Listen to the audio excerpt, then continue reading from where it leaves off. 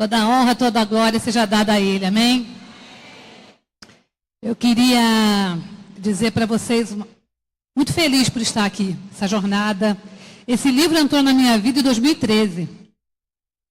Eu ganhei ele da Leia, minha irmã, Dia das Mães.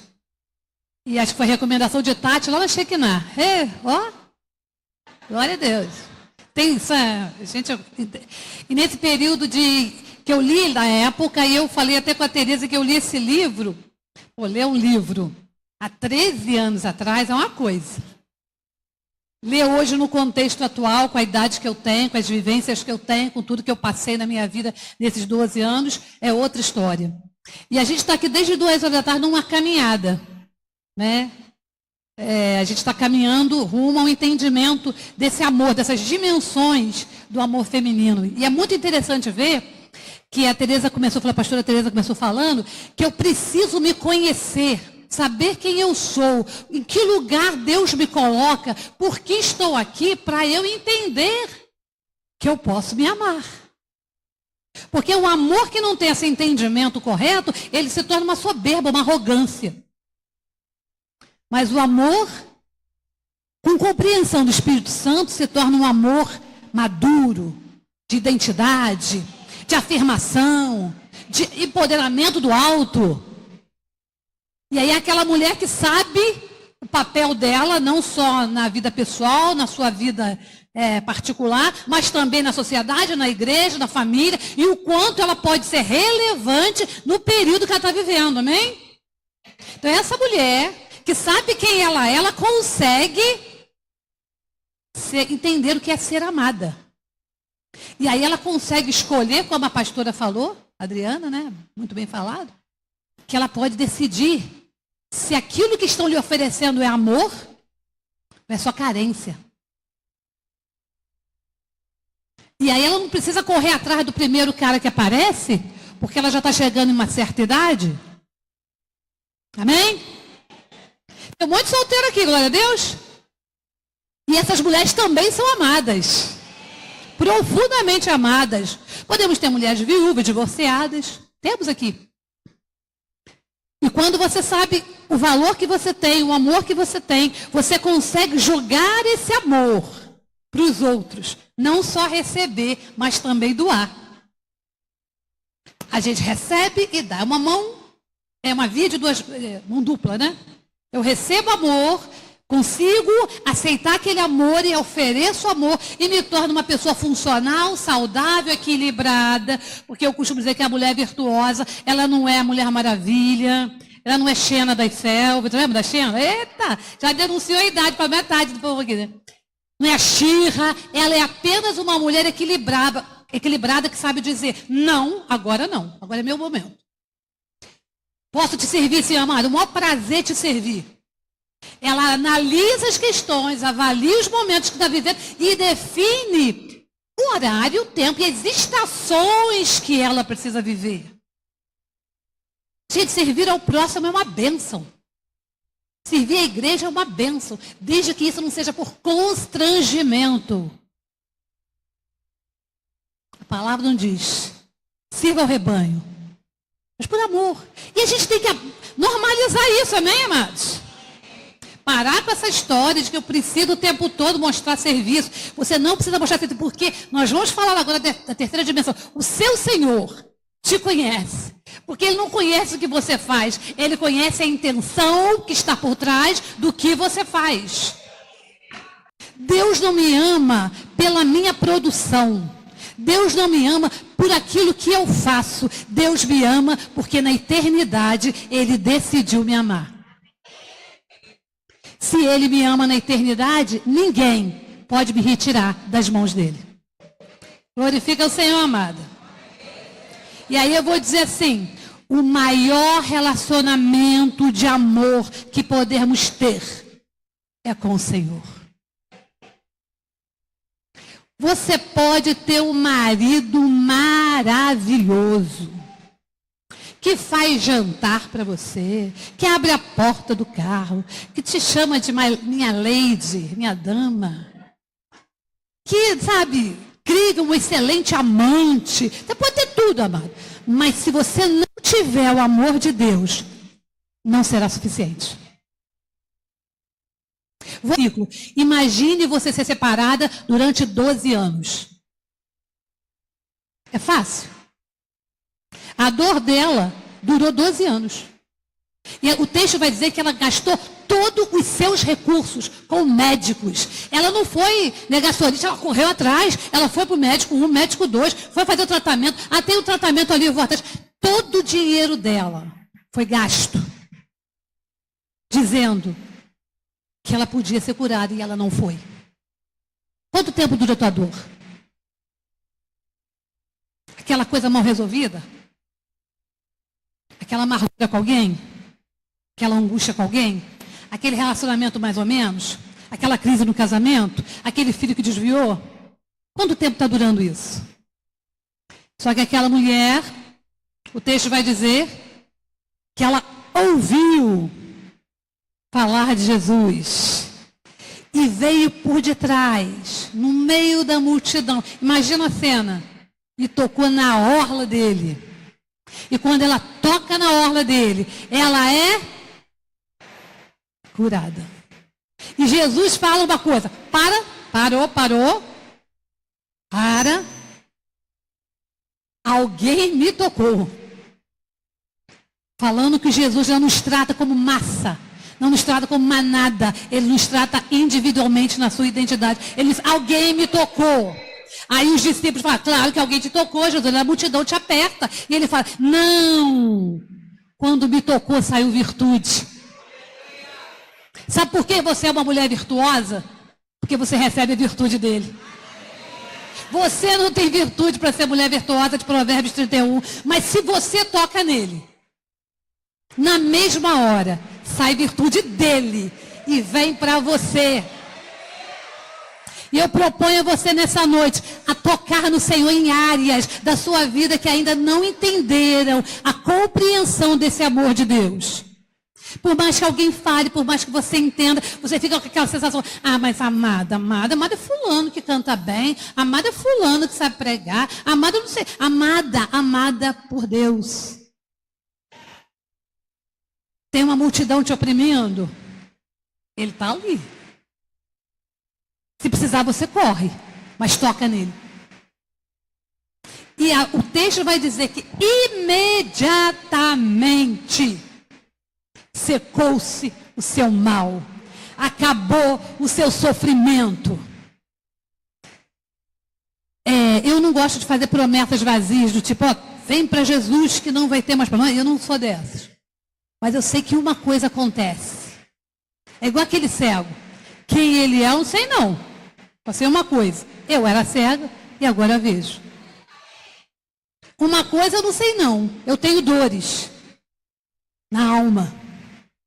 Mas se eu vejo e olho nos olhos dele e percebo o amor dele por mim, eu me sinto em paz. Eu me sinto plena. O convite do Senhor nessa noite é para que você saia desse lugar de não amor. Saia do lugar de solidão. E das relações que ainda estão com defeito, as relações que ainda não estão legais, as relações que ainda não estão... E talvez elas nem resolvam do lado de cada eternidade. Mas tem uma que já foi resolvida. Cristo já declarou o seu amor por você. Ele já determinou que ele vai continuar amando até o último dia da tua vida. Amém? Você crê assim? Então vamos nós. Então vamos lá. É preciso tocar nas vestes dele. A mulher precisa se sentir amada. Faz parte de nós. Mulher gosta, né? De presentinho. Eu vi a Lucinha dando presente. Por quê? Porque gosta. Aí a outra falou, eu já estou estreando a minha canequinha. Olha que coisa dentro, não foi? Porque o cuidado, a atenção. Mulher gosta de ser olhada, de ser vista. Nós gostamos. E está errado isso, amada? Não. Mas você nunca mais vai poder dizer a partir de hoje que ninguém te vê. Que você é invisível. Eu tive um paciente que ele falou isso para mim. A sensação que eu tenho é que eu sou invisível. As pessoas passam por mim e não me veem. Por mais que eu faça. Ele é invisível? Não. mas ele se sente invisível. E quando diz nós, às vezes, estamos no meio da multidão, nos sentindo, é glória, hein? Extremamente solitários. Mas tem alguém aqui neste lugar hoje que já está te avisando, nunca mais não se sinta amada, porque Deus já te viu e já te amou. Amém? Então esse é o nosso primeiro exemplo. O segundo exemplo que eu quero te dar, está lá em Oséias. Sem problemas com Oséias. Eu já fiz as pazes com ele. Eu não vou ler o texto. Eu vou fazer um resumo, um panorama rápido da história. Oséias é um profeta menor. E Deus dá uma ordem para ele.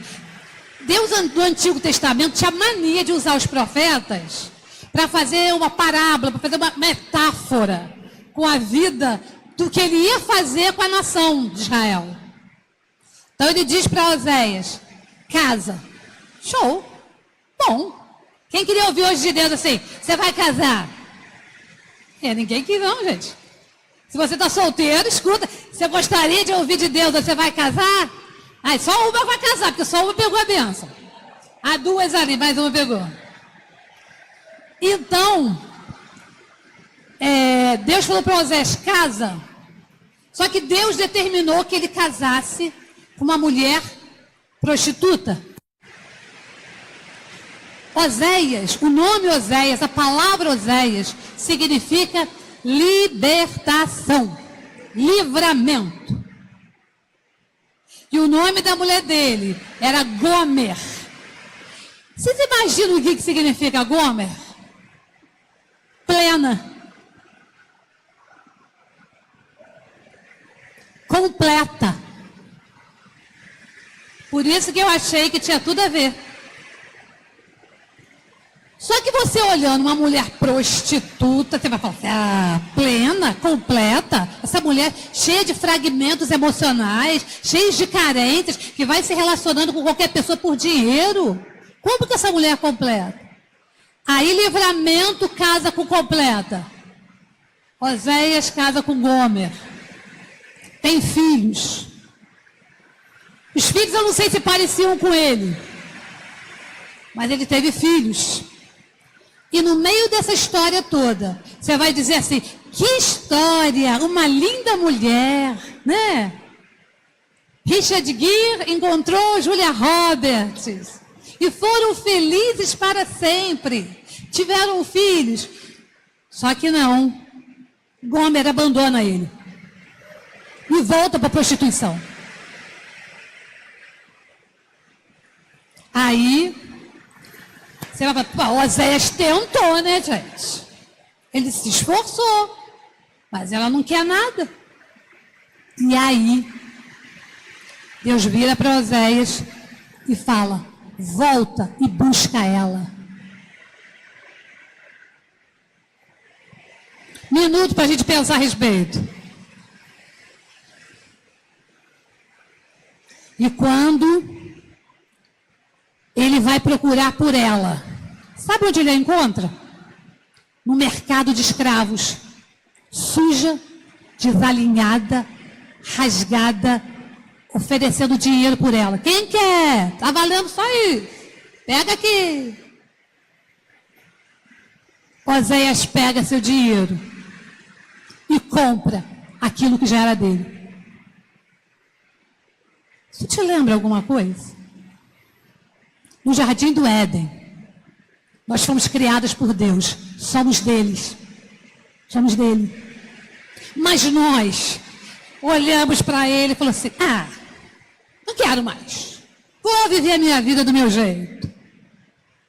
E aí, papai, que nos ama, desde o ventre materno, falou, filhão, vai lá, compra ela de volta, compra a minha noiva, restaura a minha igreja. Vai lá e pega ela de volta. Paga com a tua vida, não com as tuas economias. E Jesus vem, te chama para perto, te dá um nome, te dá uma herança, te dá uma identidade, te dá um lugar no corpo dele, te dá um ministério, te dá um chamado, te dá um propósito, tira a tua vergonha, troca as tuas roupas, penteia teu cabelo, te dá banho, te coloca inteira de novo na presença do Senhor. É desse ousado amor que nós estamos falando. Não estamos falando de uma religião, que se você se comportar bonitinho, você vai ganhar prêmios e vai conseguir um lugar no céu, não. Eu estou falando de uma entrega, de um amor extravagante, de um amor ousado, que vai além da nossa compreensão. Aí Paulo vai dizer, porque o amor de Cristo me constrange. Como não se sentir amada por um Deus que, assim como Oséias fez essa comparação, trouxe a mulher para casa e aí restaurou a sorte dela. A esperança aqui nessa noite, amém, amados? Ninguém está longe demais que não possa voltar para casa. Ninguém está sozinho, distante demais que não possa ser amparado. A palavra vai dizer que só os rebeldes habitam no deserto. Nós temos uma nova família. Se você não tem uma família humana, funcional, no meio do corpo de Cristo, há uma família para você. Imperfeita, complicado, mas tem. E glória a Deus. Se ela fosse muito perfeitinha, igual comercial de margarina, talvez a gente ficasse por interesse. Hoje a gente fica por entendimento. E essa história de Oséias, ela mexe muito comigo. Porque lá em Oséias capítulo 6, eu vou ler aqui a partir dos meus escritos. Oséias 6, 1, 3 e 6 diz assim: vinde, tornemos ao Senhor, porque Ele despedaçou e Ele sarará. Ele fez a ferida, mas Ele curará. Depois de 2 dias nos dará a vida e ao 3º dia nos ressuscitará. Isso aconteceu na cruz e viveremos diante dEle. Então, conheçamos, prossigamos em conhecer ao Senhor. Como a alva, a sua vinda é certa e Ele nos virá como a chuva. Como a chuva serôdia que rega a terra. Glória a Deus. Deus não se confunde com nada. Nada pega Deus desprevenido. A gente prepara a festa, mas Ele é que dá unção e a graça. Porque se Ele não der unção e a graça, não adianta a festa. E nessa noite eu quero te dizer que Ele te trouxe aqui para falar ao teu coração. Nunca mais diga eu não sou amada. Diga para a irmã do teu lado isso. Do teu lado, de trás, da frente, quanto você quiser dizer. Diga, vai falando.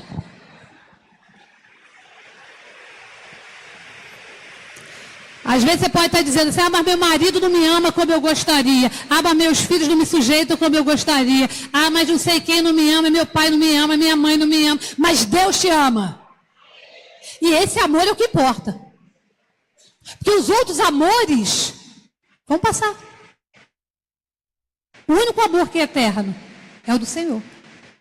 Na eternidade, não vai ter marido, não vai ter filho, não vai ter nada. Vai ter só o amor de Deus nos enchendo e a gente compartilhando do amor de Deus eternamente. Glória a Deus.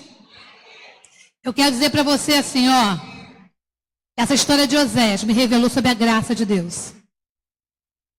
A graça de Deus. Você não é salvo pelo teu esforço. Amém? Você é salvo porque Ele fez. Está consumado. Já está consumado. Não vai se consumar.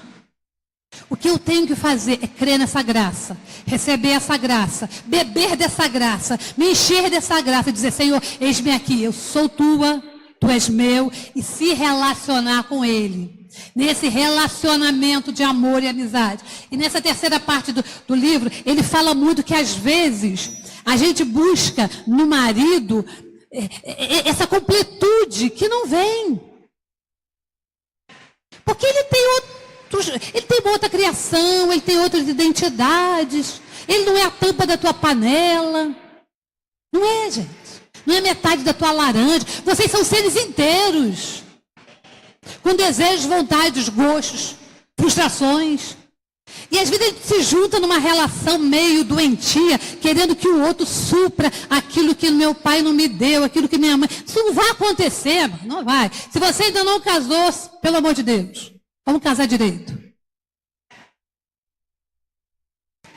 Baixa a expectativa. Não é baixar o padrão, é a expectativa. Dama, que é um lorde. Eu não vou ser dama, aprender a ser dama aqui com a pastora Tereza e pegar, né? Não, quero um lorde agora também. E o que é um lorde? O lorde não é um cara com dinheiro, com aparência. Lorde é alguém que ama o Senhor. E que está olhando para o mesmo lugar que você está.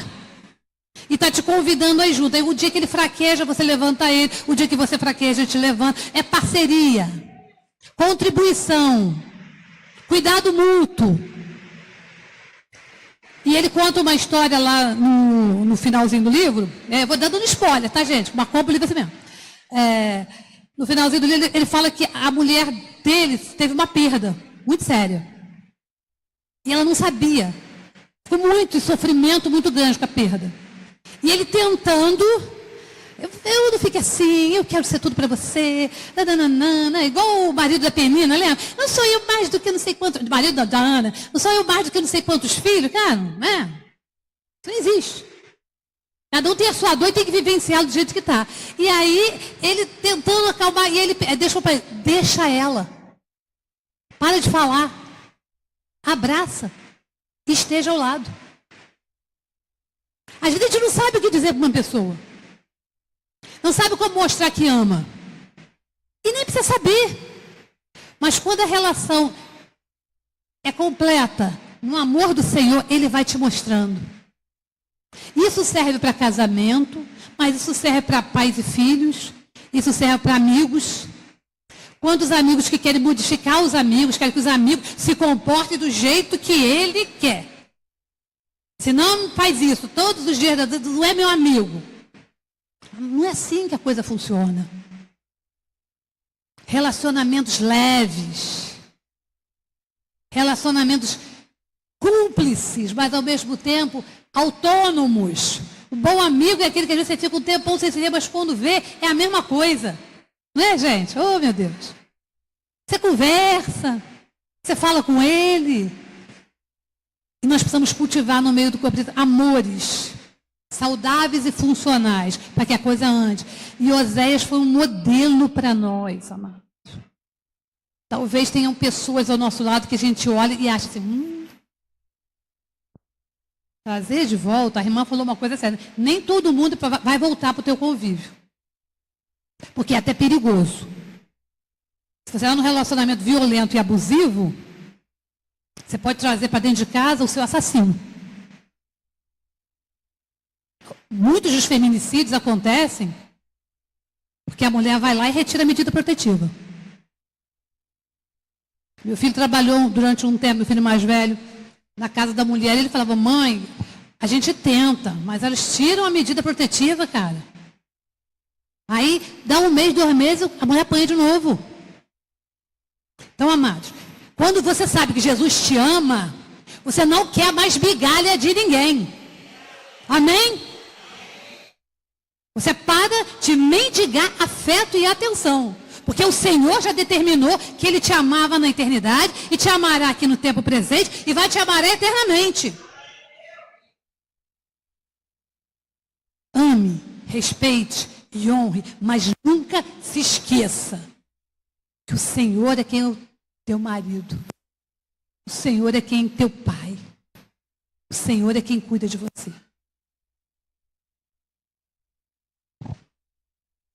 A igreja às vezes precisa ser liberta de algumas concepções um pouco distorcidas da palavra. Nessa noite, Deus quer dizer para você, Ele já determinou que te ama. Se você tem mágoa, amargura, rancor nessa noite, libera em nome de Jesus. Não carregue mais peso. Entregue isso para o Senhor, que Ele vai fazer a verdade. Busque em Deus e não em homens. Colossenses capítulo 2, verso 10 diz assim: por vocês estarem nele, que é o cabeça de todo poder e autoridade, vocês receberam plenitude. Se você está em Deus, você não vai ser plena. Você é plena. A palavra de Deus vai dizer que nós estamos assentados em Cristo, nas regiões celestiais, acima de todo o principado, de toda a potestade, reinando com Ele. Mas a gente se sente assim às vezes? Não. Que é o engano que permeia a nossa mente, dizendo que nós não somos dignas, que nós não merecemos, que quem sou eu? Você não, realmente, amado, não é por você. Foi Ele que determinou. Foi Ele que mandou. Foi o Pai que quis que o Filho viesse para criar de novo o caminho que nos levava para Cristo. E aí eu quero dizer assim, busque em Deus e não em homens. Quando a pessoa tem uma vida cristocêntrica, em que o centro da sua vida é Cristo, tudo converge para Ele, todas as suas decisões são baseadas na vontade dEle. Onde eu vou trabalhar, o negócio que eu vou abrir, onde eu vou estudar, vai conversando com Ele. Você vai criando uma intimidade.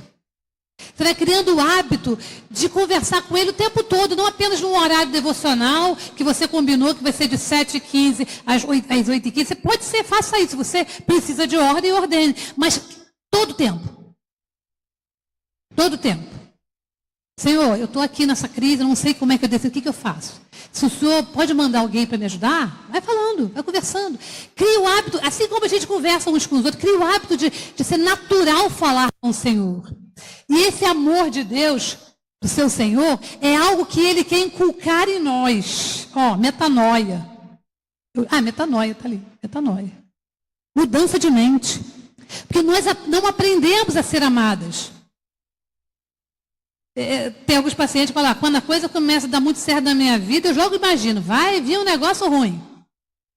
Alguém já pensou assim aqui? Só que levantar a mão, só pensa em você. Ih, tá dando tudo certo. Ai, meu Deus. Não desfruta.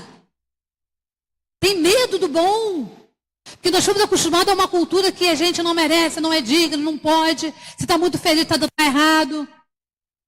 Amado, nós já fomos abençoados em Cristo. E mesmo em meio às lutas, em meio às enfermidades, em meio aos diagnósticos, em meio aos divórcios, em meio às frustrações, em meio aos abandonos e às rejeições, ainda alguém continua me amando eternamente.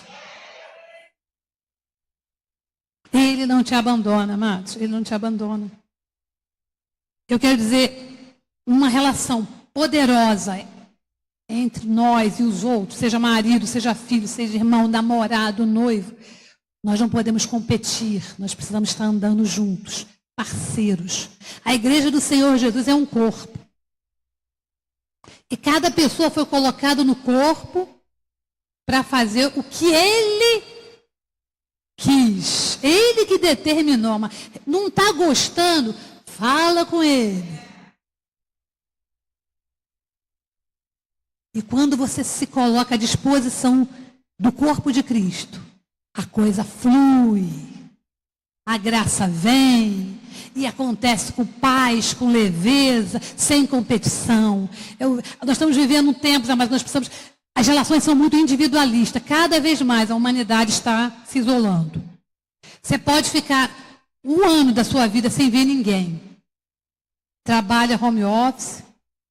Faz tudo na internet, come por iFood, mora sozinho, não entra em contato, bloqueia todo mundo para ninguém te procurar. Tem muita gente morrendo sozinha em apartamentos. Só descobre porque o cheiro vem depois. A igreja deve ser a contracultura dessa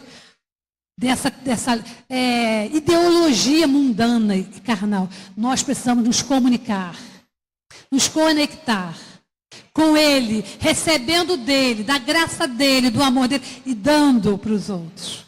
Recebo dEle e compartilho. Quando você compartilha, você não perde. Você multiplica. Tem coisa na sua vida que se está retido, vai morrer contigo. Você tem um talento, dom, ninguém sabe. Ninguém viu.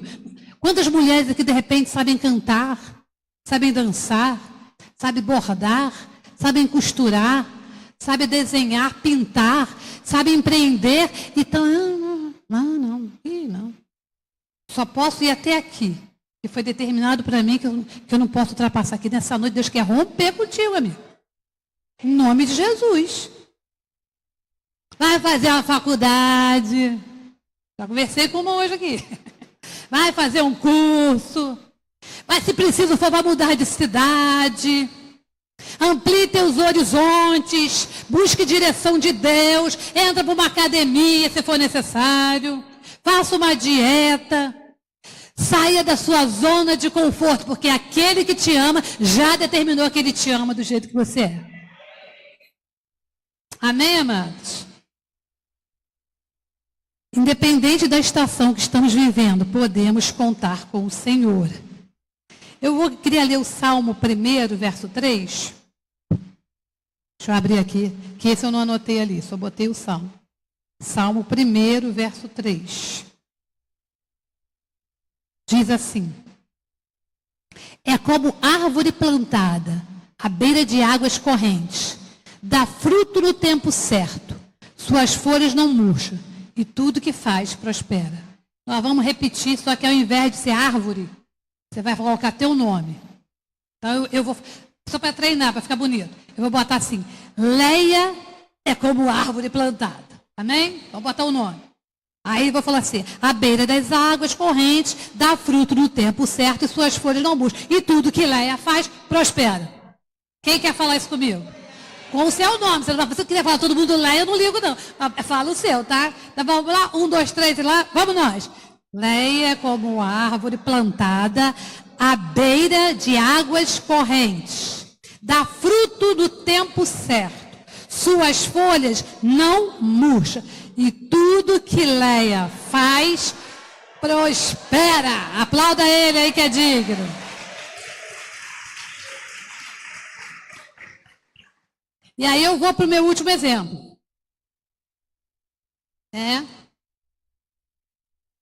O último exemplo está lá em João, no capítulo 8, versículos de 3 a 11. É um texto também muito conhecido. Chegam os fariseus, os religiosos. Jesus está lá na dele. E diz assim: mestre, tenho uma coisa para te dizer. Tem uma mulher aqui que foi apanhada em flagrante adultério. Flagrante adultério significa que eles viram ela na cama com alguém. Pode ser que ela fosse a casada, pode ser que o homem fosse casado. Só que na história não diz que tinha um casal. Diz que tinha uma mulher. Cadê o homem? E traz a mulher. E eles pegam, a lei diz, pela religião, vamos apedrejá-la. Não diz vamos apedrejá-los, porque o texto não diz que era para apedrejar a mulher. O texto diz que era para apedrejar o casal. E Jesus se ajoelha e começa a escrever. Eu não vou especular o que ele estava escrevendo. Não tem como saber. E aí o pessoal vendo que Jesus, em outras palavras, não deu a menor confiança, eles insistem. E eles falam: vamos lá, Senhor, como é que é? O que a gente vai fazer? Jesus levanta e dá a palavra. Aquele que dentre vós não tem nenhum pecado, seja o primeiro a tirar a pedra. Eu vou fazer uma pergunta para vocês. Tinha alguém ali que podia atacar a pedra? Oi? Tinha um que podia. Se fôssemos nós, talvez, naquela posição religiosa, é assim: tá bom, eu sou o primeirão porque, afinal de contas, eu não tenho pecado, vamos tacar pedra nela sim. Jesus dá um decreto: se você não tem pecado, fique à vontade, seja o primeiro.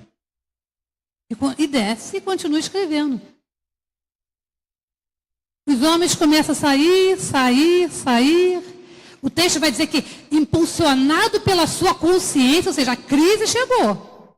Porque quando Jesus começa a desafiar a nossa religião, ele coloca a gente em crise. E foi saindo, um a um. E quando Jesus se levanta, só está a mulher. Aí ele pergunta para ela: ué, cadê os teus acusadores? E ela diz assim: ninguém, Senhor, só eu fiquei. E ele diz para ela: eu também não te condeno. Vá e não peques mais.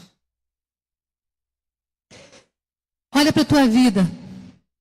Quanta coisa pode hoje o diabo usar na minha mente para me acusar e para dizer: olha, você não é digna. Tu está merecendo é pedrada. Tu não lembra aquele dia na sua infância? Tu não lembra disso? Tu não lembra aquilo outro? Tu não lembra isso? Tu não lembra? E como os pensamentos disfuncionais nos lembram de coisas. Fica falando na nossa cabeça aquela vozinha chata, que a gente às vezes acha que é a nossa consciência, e muitas vezes não é. E ele fica nos acusando, mas quando Jesus olha para ela, ele diz: eu não te condeno, mas dá um caminho, vá e não peques mais. Muda de vida. E aí eu aprendo com esse texto que eu sou perdoada, mesmo ele conhecendo meus pecados. Deus não vai se surpreender com nada que você tenha feito. Ele já decidiu te perdoar na eternidade. Foi por isso que ele morreu. A segunda coisa que eu aprendo é que eu tenho um advogado que me defende. Se ninguém nunca te defendeu em alguma circunstância, você se sente injustiçado. Ah, mas a minha mãe só defendia meu irmão. A culpa era sempre minha. Ah, mas lá em casa o escolhidinho, o preferidinho era fulano. Ah, mas naquela acusação do meu trabalho, eu fui injustiçada, ninguém ficou do meu lado. Quantas situações ele já passou na vida de injustiça? Mas nós temos um advogado que compra uma briga com a gente. E tem mais uma coisa.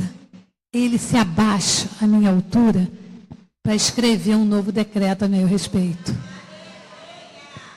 Ele está escrevendo na areia aí da tua vida novas oportunidades. O amor dele está enchendo você hoje. E se ele ainda não está te enchendo, creia que ele vai te encher. E ele está dizendo: você tem uma nova história. Você não precisa mais viver dessa forma.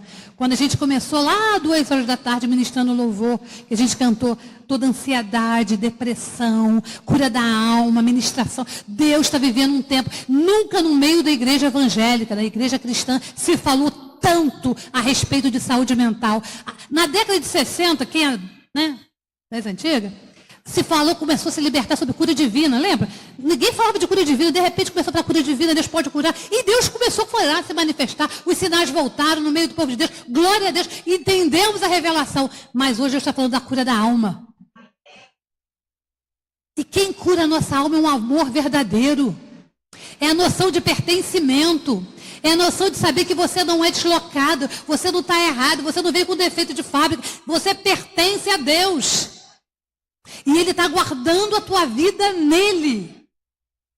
E Ele se abaixa à tua altura hoje e escreve na areia da tua vida um novo destino para o teu coração. E mais importante, Ele fica entre as pedras e você. Tem gente tacando pedra? Tem gente julgando? Nenhuma pega em ti, amada. Não se ofenda. Não se ofenda. Toda pedrada pega nele. Ele decidiu ficar nesse lugar. Confia de todo o teu coração. Em nome de Jesus, entenda que o amor de Deus excede a todo entendimento. Guardará a tua alma em Cristo Jesus. Nós ficamos às vezes à deriva, né? Para lá e para cá.